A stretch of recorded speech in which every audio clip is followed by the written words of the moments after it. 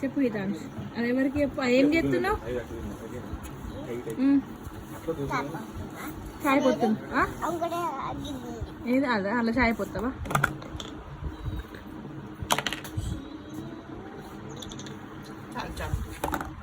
ఎవరికి ఇస్తావు చాయ్?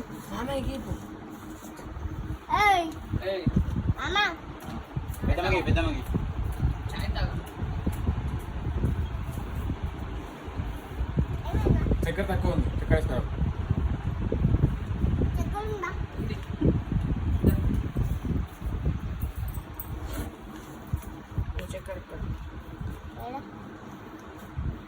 ఇప్పుడు పెద్ద మింటన్నకి ఇవ్వు.